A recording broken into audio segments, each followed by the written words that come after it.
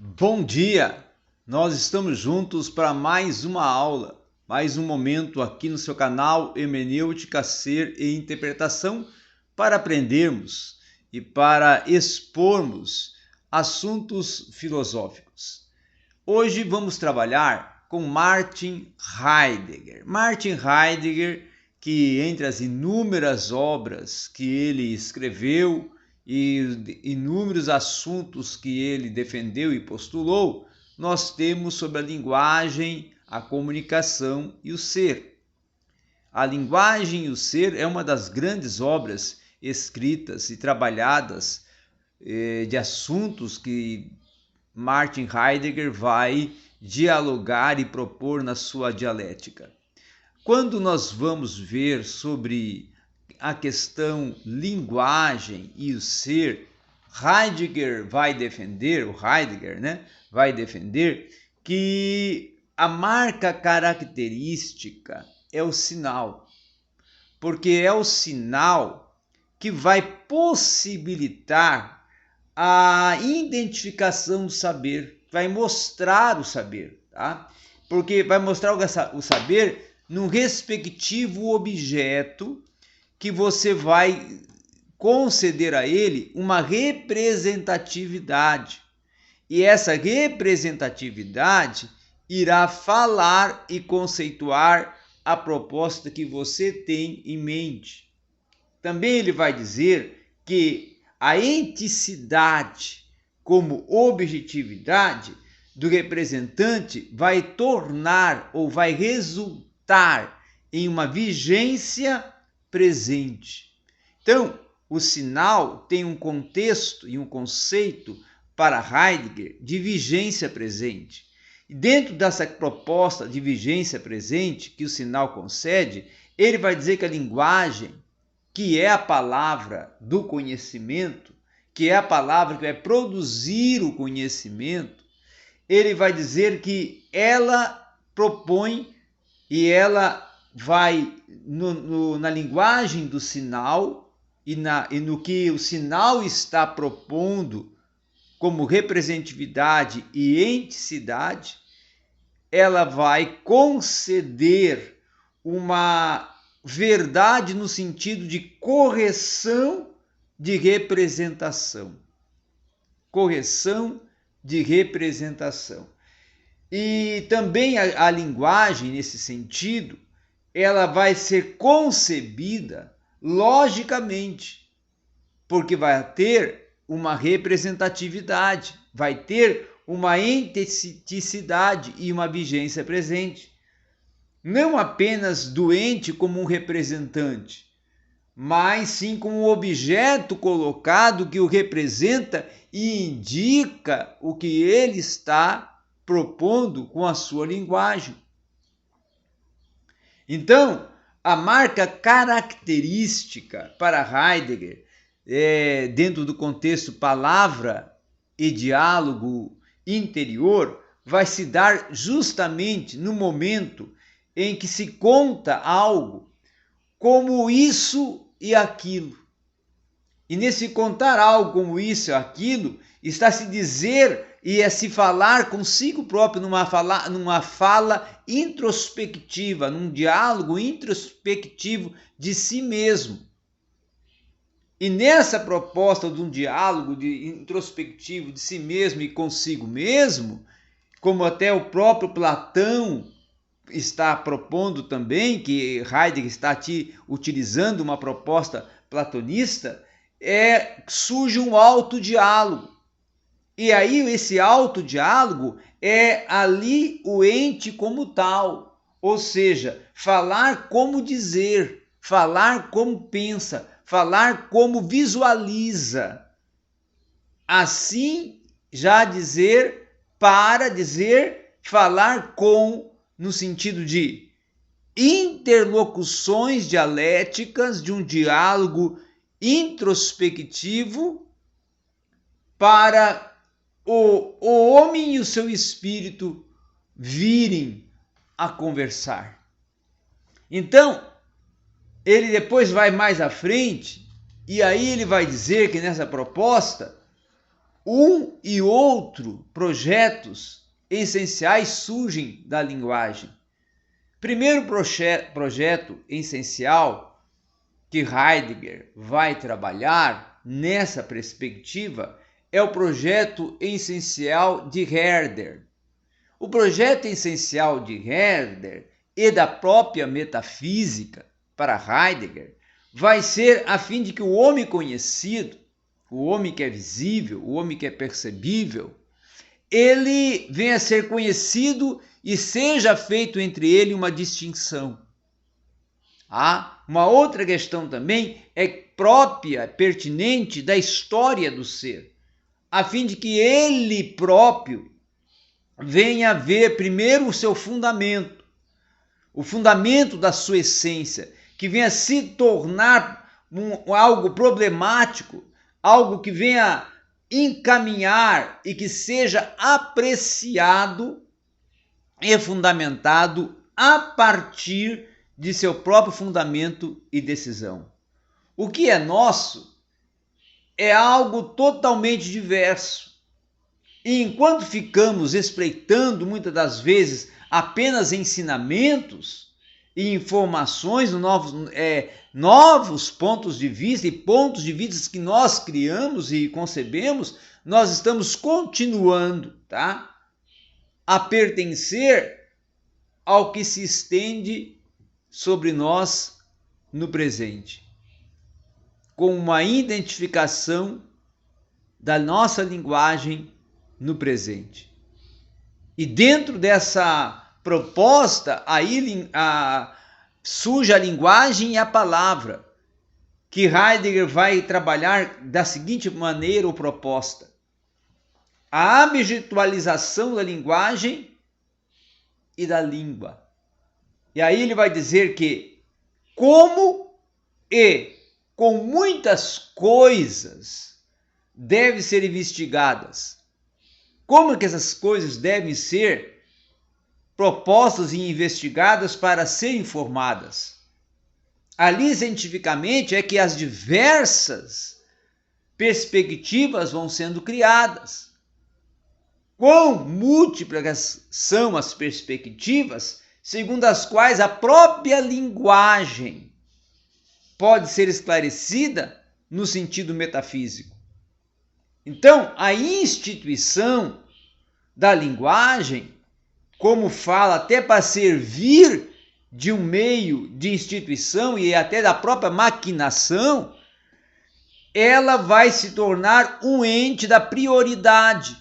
E esse ente da prioridade do homem enquanto sujeito, ele vai considerar a potência e a impotência da fala.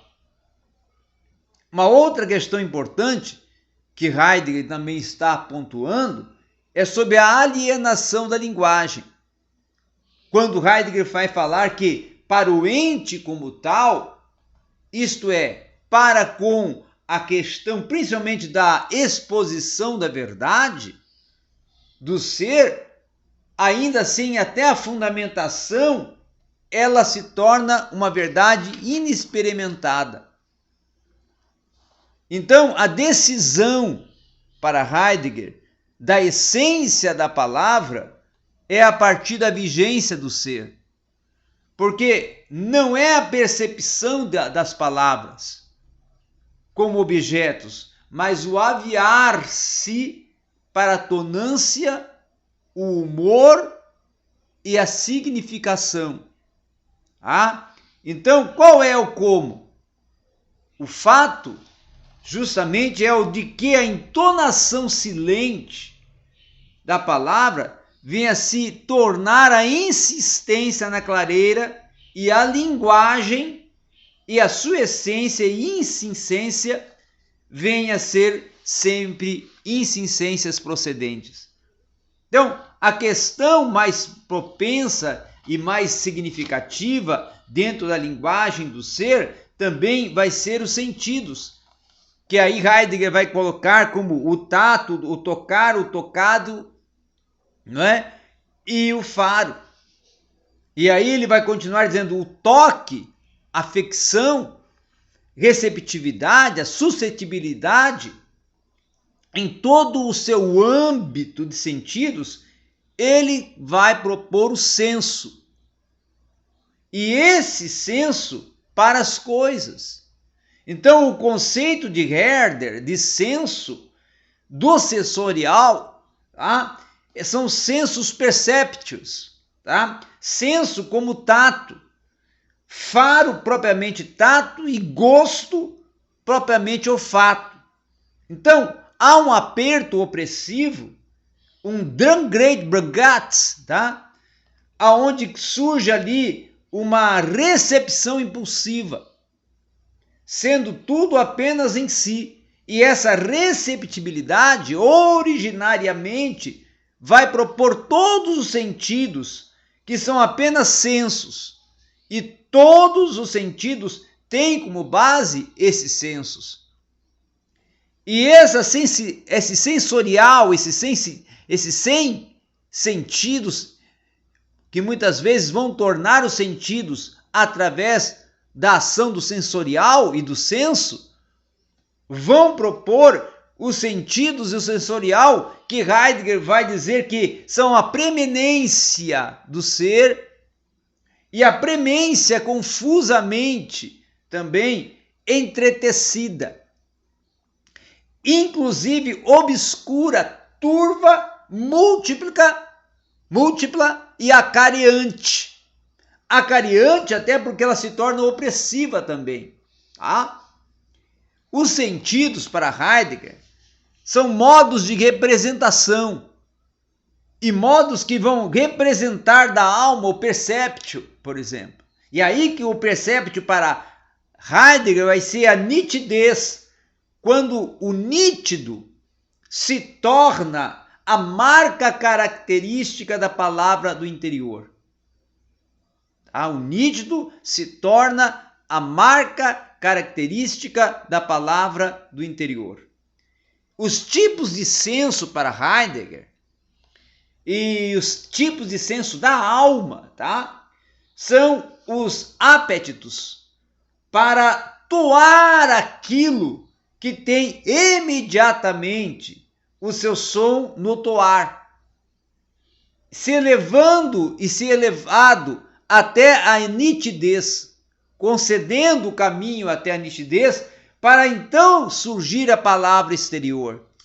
E nessa proposta, então, vai também surgir-se a linguagem como esclarecimento, como o solar e o notar do sensorial no rátio do ser pensante, do rátio do ser comunicacional, do rátio do ser emancipado através da sua linguagem.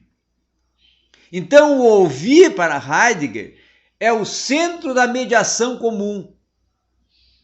Tá? E esse comúnio, elo de conexão entre o homem e o ambiente, vai gerar a comunicação, né?